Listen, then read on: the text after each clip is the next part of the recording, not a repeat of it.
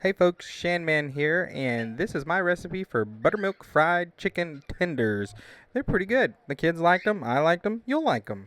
So first we're going to get some chicken tenders. You can make chicken tenders if you want to, if you cut up chicken breast into tenders, or you can just buy them already cut up, which is kind of what I do. Now before we batter this chicken, like we're going to beat it up, actually kind of are, we're cooking it. But anyway, add some salt and pepper to it and let it sit there for a little bit, absorb some of that seasoning before. Always season the meat before you add any type of flour or anything to it. That's one trick to getting really good tasting fried food. Not that any food fried is not good. But anyway, add about a cup of flour that's also seasoned with salt and pepper.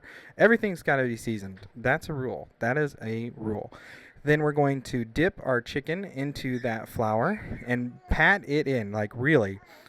Take your time and make sure every little tiny bit of that chicken has flour dredged on it, okay? And I put some pressure into it. I really push that that flour onto the chicken because that's what's going to help make this crispy and yummy. So do that with all the chicken pieces. I'm sure you can hear our bird in the background. I think she's mad that we made chicken for this recipe, but she'll get over it. It wasn't like her. I mean, she's a parakeet. No, what is she? She's a cockatiel. Anyway, next step, we're going to put more flour into another plate, or I'm using a pie tin here. Whatever works for you. Season that as well. And then we're going to take a cup of buttermilk and put that in the other pan. It's butter than milk. Get it? Like instead of saying like better than milk, I said butter than milk. But then you're going to add 2 eggs to the buttermilk. Okay, that's not actually a good joke, but break those eggs up and whisk them into the buttermilk and make it even better. Okay, I gotta stop with that joke. It's really not funny. But mix it in there, and that really, when we dip the chicken in the flour and then the buttermilk and then into the flour, that makes a batter, and you'll see it fries up really good. And you could have added more seasonings to your flour, like if you wanted to put some paprika in there or even some onion powder or whatever you fancy for the evening.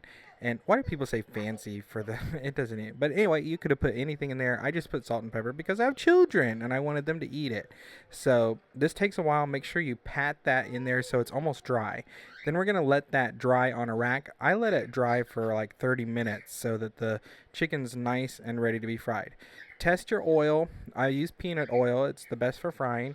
And with the thermometer, if you put the thermometer on the bottom of the pan like I did, you will get a false reading because the bottom of the pan is actually hotter than the oil. So anyway, you'll notice that when I'm frying this here in a couple seconds, that when I flip it over, it's a little too brown. But that's because I was doing the temperature thing the wrong way. But fry it on each side for about 2 minutes, okay?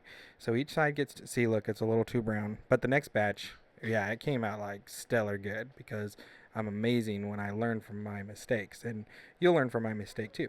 Then after about 4 minutes, check the temperature inside. It should be perfect 165.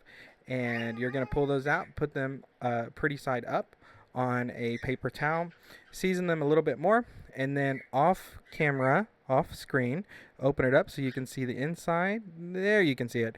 And these are great with any type of sauce. We had a salad with ours. It was awesome. Subscribe!